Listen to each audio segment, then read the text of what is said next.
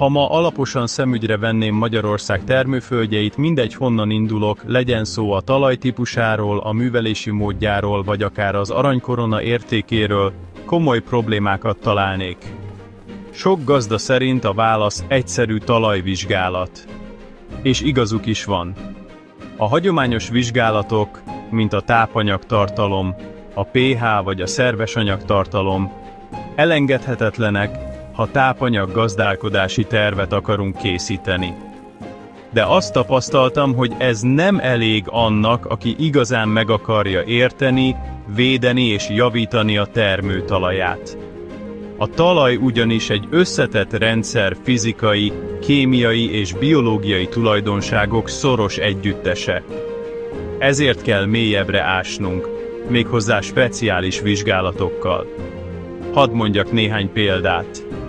Ott van az Y1, vagyis a hidrolitos aciditás, ami világos képet ad arról, szükséges-e a meszezés, milyen dózisban és milyen anyaggal.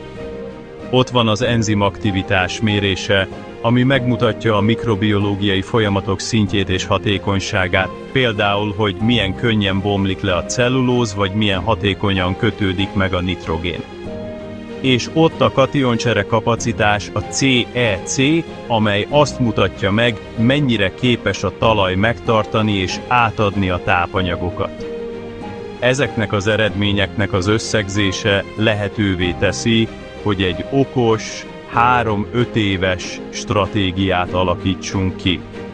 Így nem csak a talajunk lesz egészségesebb, de a munkánk megtérülése is fokozódik, és a bevétel is növekszik. A megoldás nem a felszínen van, mélyen a talajban rejlik.